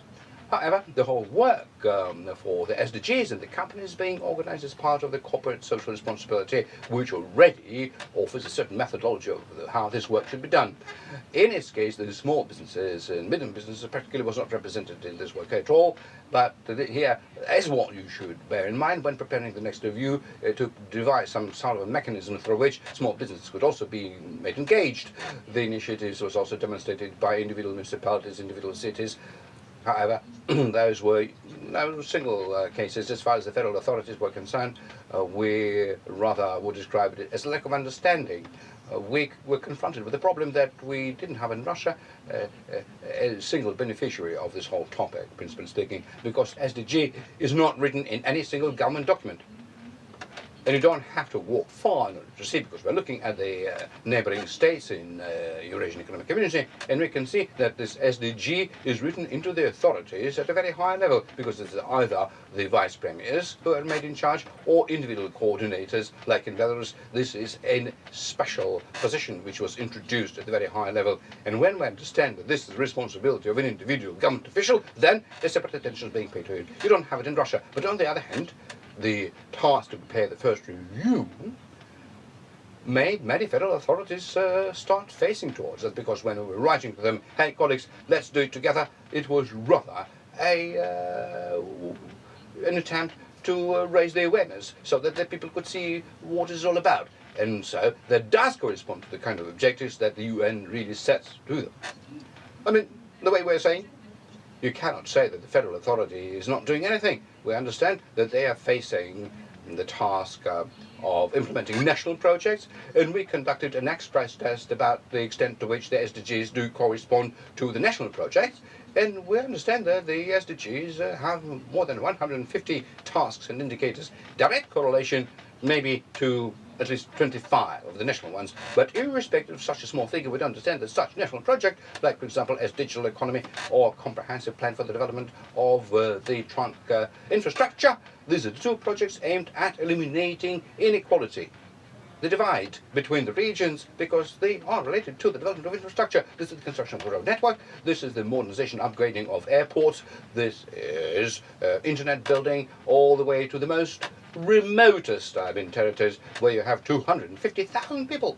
And so we understand that getting access to internet supposes that an individual residing in a certain municipality gains access to remote government services. So effectively, these projects are aimed at delivering another UN government. There is going to be a discussion tomorrow, which will be dedicated to the healthcare budget, because we live in the kind of an interesting times when the development of internet today, amongst other things, is linked to healthcare is everyone's business, because telemedicine or a remote healthcare is one of the key drivers, without which people are saying they won't be able to get into the future. So this is a very intricate story, like the construction of a road network. You won't be able to deliver a patient without there being a road anywhere. The same about healthcare, about mentioning not a single word about the human rights, because the human rights in this sense, in this slide, do really show in every aspect. Yes, indeed, access to internet. We used to have a separate topic. We were starting it to the extent to which the implementation of the National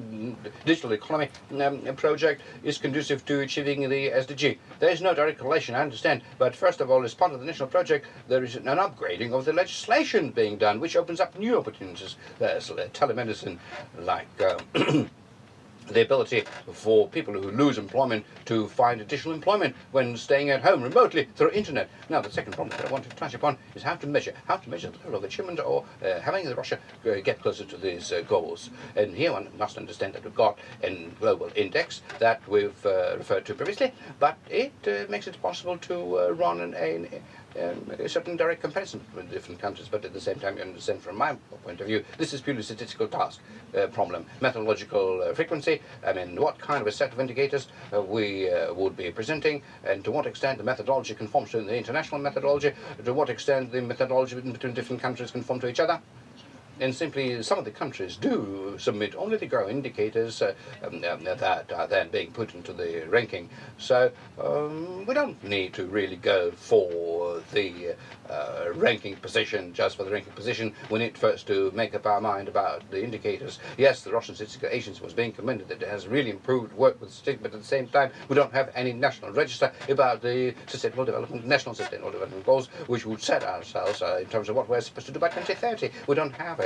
Somehow, in a very planned way, we're nearing it. The Russian Statistical Agency is doing the work, and maybe next year such a national registry would emerge. And on an annual basis, it would enable us to assess how far away or how close we are from the indicators of 2030. But in the meantime, at the stage of the preparation of this review, we are in the situation that apart from the national projects and apart from the indicators that have been recommended to us by UN, we don't have anything else. Now, what would it make sense to do? The premise that we receive from the businesses, where are we? There is your review, but there are statistics, and where are we? Demonstrate to us our contribution into what kind of a contribution our country makes into SDGs. There's no good answer to it, because it is impossible to assess how specifically one specific industry or for one specific business, what it has contributed to achieving the SDGs. And here I understand we have this particular resource which could be tapped into when preparing for the next review, either to create a national index or a certain ranking, which on the one hand would be able to assess the contribution made by an individual business into this, and this could possibly be some kind of a voluntary initiative when businesses could be joining it. And secondly, when a big business which is already involved in the process of achieving the Sustainable Development Goals could decompose its goals into smaller ones and apply it to smaller businesses which are acting as their suppliers. And I suppose that does answer the question where this future of cooperation in between the business and the government may surface. This is something that could unite us. And our next review is what we could present with such a ranking as one of the possible instruments of involving businesses into implementing the government agenda. And Tatiana, then the concluding question, your vision. Going back, let me not start clicking the slides. Is it a hybrid or just something else? Do we need any individual because we already have an analytical center? Maybe a certain additional authority should be given to you, or maybe create a separate National Sustainable Development Commission, or, like you've previously mentioned, we're all aware of a good example in Belarus when this is the functional responsibility. So, what do you think? Let me put it this way. When given an example of Kazakhstan, the country which is in a very centralized way is implementing the Sustainable Development Goals, but nevertheless, having presented its report this year, Kazakhstan has fallen down many notches because the level of decision making not always affects your ranking position. And this is the issue of statistical frequency.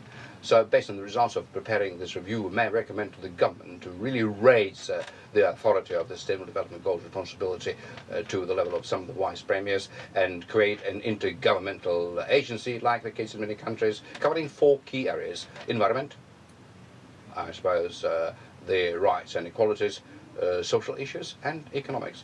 As a minimum, 4 areas, 4 issues would make sense to really raise so high. Thank you, dear colleagues. We still have some time left, and I would like to offer to our experts to say something. So, respectively, Yuri Blankov, Director of the Corporate Social Responsibilities Center, PwC. Let me not really read out all of your entitlements. And let me not specifically pose yes, thank you very much. Dear colleagues, just a few words I wanted to mention. We've got an excellent and brilliant debate of a very important topic. And just a few points here. The first one, when we were talking about preparing and presenting our voluntary review, immediately I had this illusion, this first massive wave of the non-financial reporting efforts in the Russian Federation, when very quickly they appeared a very simple question. The reporting.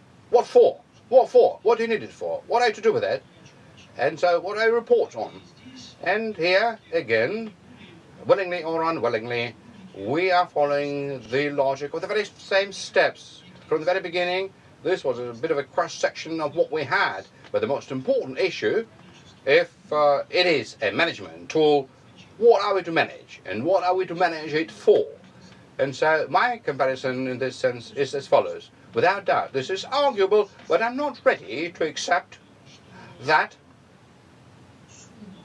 the sum of sustainable companies means sustainable national economy, and the sum of the national sustainable economy is the global sustainability. Because what we're talking about is the Sustainable Development Goals, are not a certain set of goals that we all together, handing each other hand by 2030, 2050, will be able to fulfill. So what will happen afterwards? The whole world will be in sustainable development. There will be something that will make us all happy and joyous? No. What we're meaning to say that the environment is changing, and it is changing willingly or unwillingly on our side and very quickly, and how are we to adjust ourselves? Whenever we talk about the climate change, we're not meaning to say that in some wonderful way, by reducing the carbon footprint or any other emissions, we will be able to bring the whole situation back. It is impossible to draw the minced meat back into the mincer. we will only start losing more if we don't adjust ourselves. So we need to adjust ourselves to the new environment, which is changing continuously.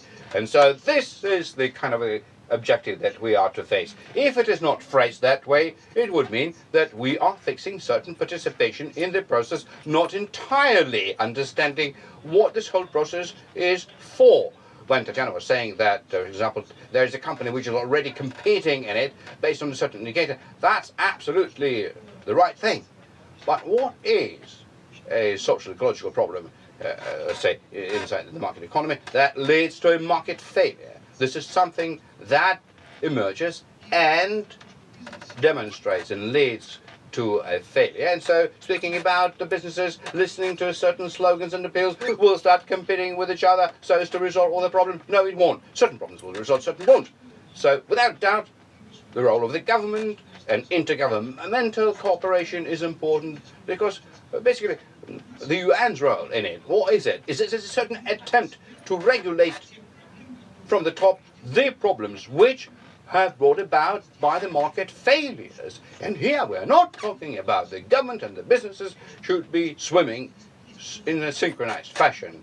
We're saying that the businesses do have some substantial opportunities, and sorry for not a very correct image, this market failure somewhere, against the backdrop of the new technologies, businesses can cover them, partially, but not entirely.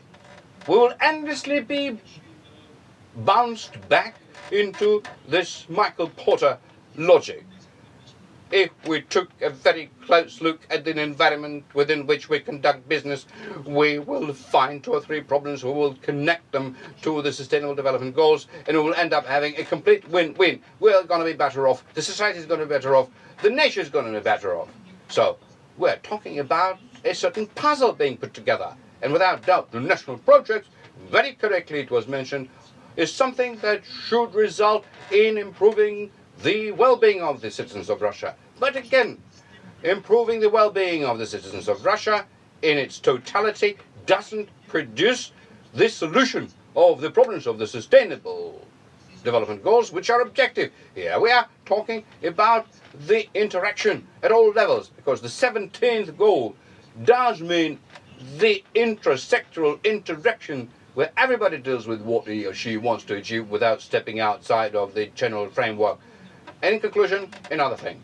Without doubt, companies do a lot, businesses do a lot. We already heard good examples, absolutely agree, excellent ideas, excellent results. But again, if you dig into a serious number of companies where the situation is not as rosy, it's just the first stage has been passed when companies have finally gotten an opportunity to compare the effects of their social economic development with SDGs.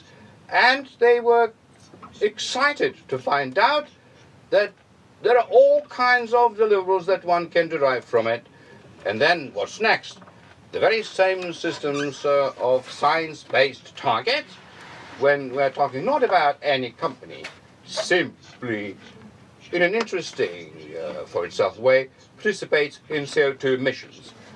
It's about very specific, precise variations of what a company may do so that, on the one hand, to make its business sustainable and not be pushed outside of the market, but make a real contribution. Yes, I can speak endlessly. Thank you very much.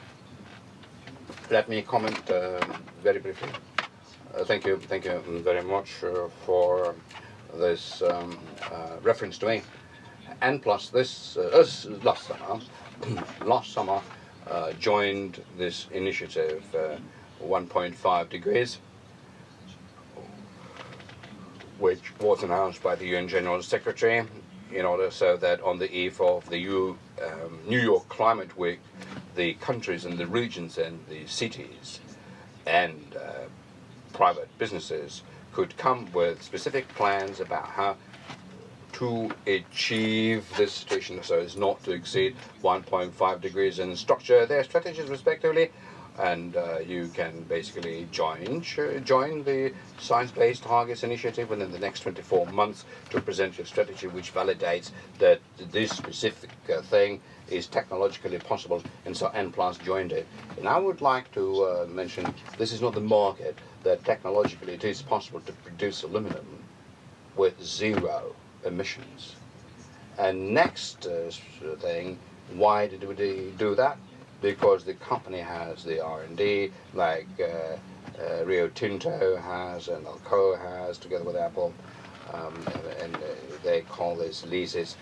In our case, we call inert anode. We technologically understand that this is possible, but just even as soon as we introduce this technology, as we develop it, for the transition itself, considering the volume of output, like beaten steel, cement, aluminum, markets need to also change, because that means a lot of capex. For example, I can produce heat using solar power. Technologically, this is possible, and such a transition is possible. Today's market won't allow for it. Tomorrow it may, and so science-based targets, that's what they're asking for, just to see that it is possible. And then carbon taxation will do the work in different regions. The coal-based generation is existing. Yes, introduce $30–40 throughout the whole Russia. You will see what happens. The same about aluminum. Well, it is difficult to do the same thing in aluminum, but in 10 years' time the market changes and the approaches will change and taxation will emerge. And yes, I absolutely agree with this, once again, because we are talking not about trying to achieve certain abstract outcome, but monitoring objective changes. And for businesses, that means the objective way along which markets evolve and how businesses may adjust to it. And so an important role should be played here by the corporation at a global level, because the situation when an X company, when trying to chase the sustainable development, demonstrates suicidal behavior in the market, is something that nobody would enjoy. Like in the example that you've mentioned, thank God it is not a unique one, because in different sectors we are familiar with the similar cases when companies jointly go for changing their competitive behavior. Moreover, I will tell you that for the first time during the World Economic Forum in Davos, because we used to be active participants at a very high level, hot debate sectors are going to be discussed among the 7 industries, and they're going to meet at one session. It's an issue about cross-collaboration between aluminum and steel makers, between aluminum and the shipping industry. And so this work is currently being done jointly together with VEF, with the UN, and with the Energy Transition Commission, so as to achieve this kind of a close collaboration to identify synergy in between different sectors in the area of decarbonization. Yes, dear colleagues, a few words still we can mention. What about you, Andrei? Maybe we should start with you. Andrei Sukhinin, you represent your NGO, you have the Golden Turtle Foundation, you also represent corporate sector and business. So your vision, where are you inside this system? What are you? And basically, what's your recipe? Well, today here I represent the Golden Turtle Project, which is the project, the purpose of which is to change environmental mindset of the people. So today, thank you for inviting me here. I represent specifically this project.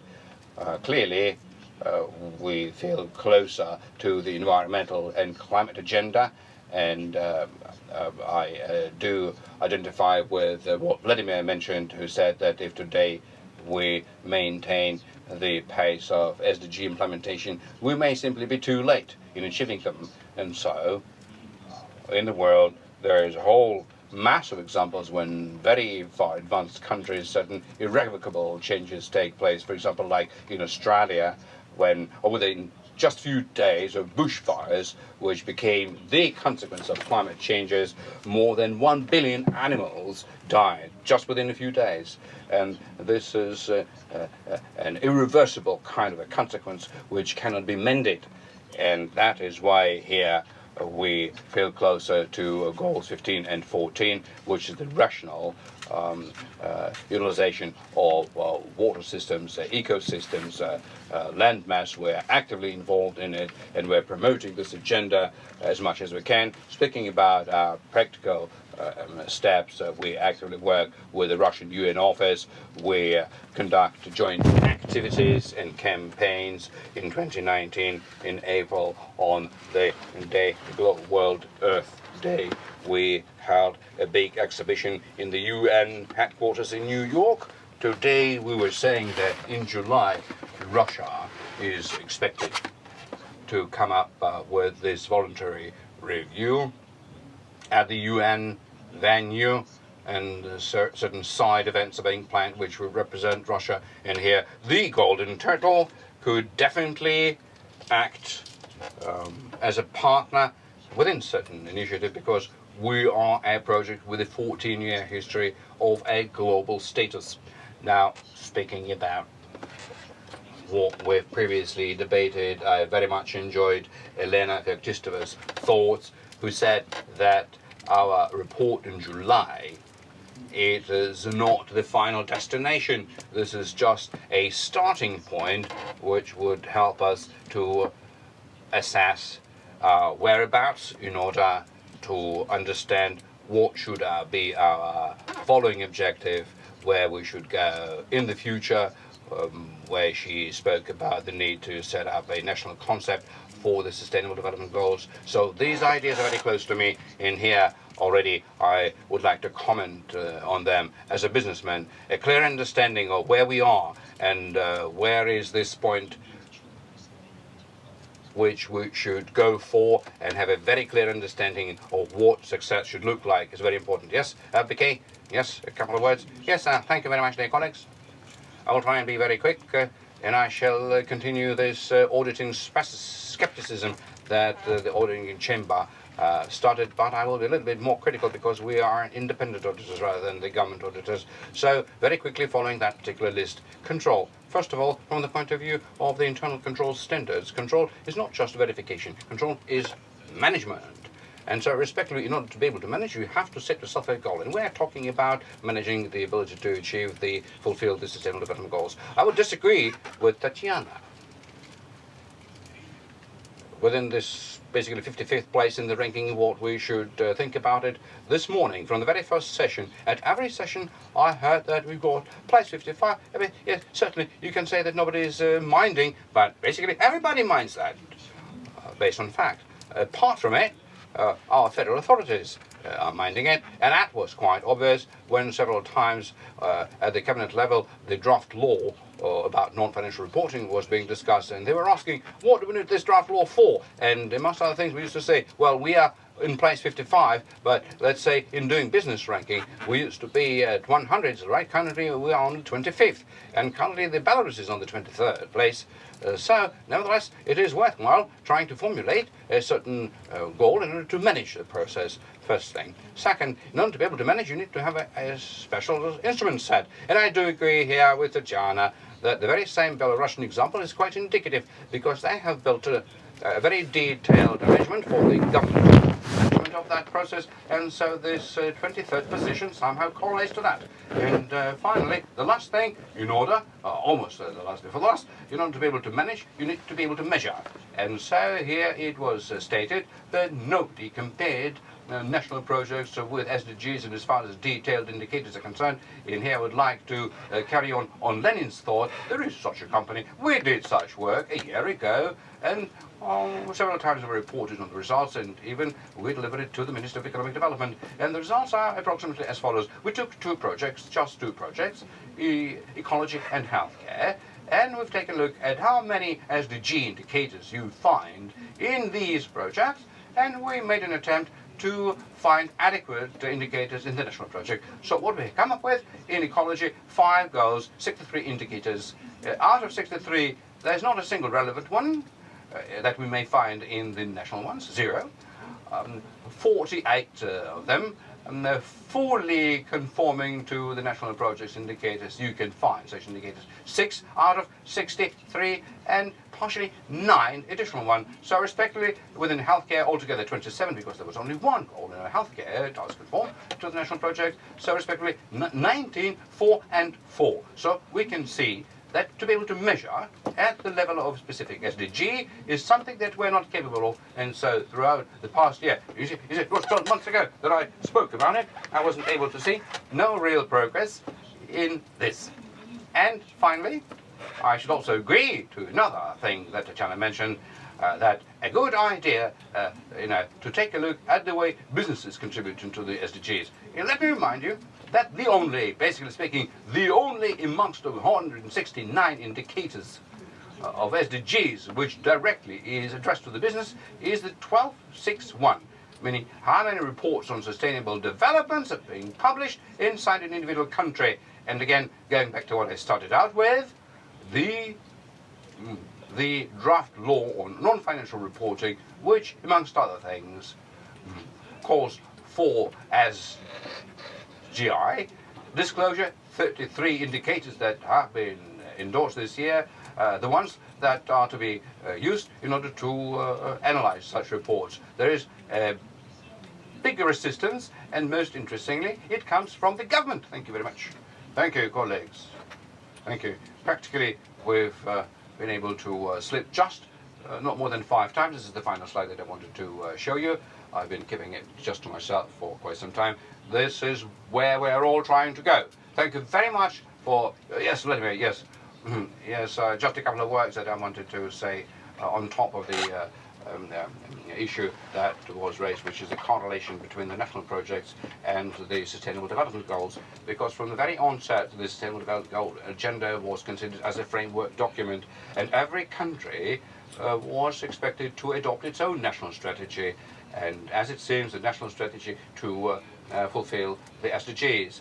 And so the results of the national projects in the Russian Federation, you may argue about what kind of methodology should be applied to evaluate it. Without the doubt, they organically fit into this whole effort that the governments are undertaking to fulfill the 2030 agenda. This is the first point. While the second one, the participation of the businesses and the corporate structures in implementing national projects and achieving them, undoubtedly, when applying respective methodologies, be taken into account in the individual countries' reports on fulfilling their part of the SDG 2030 agenda.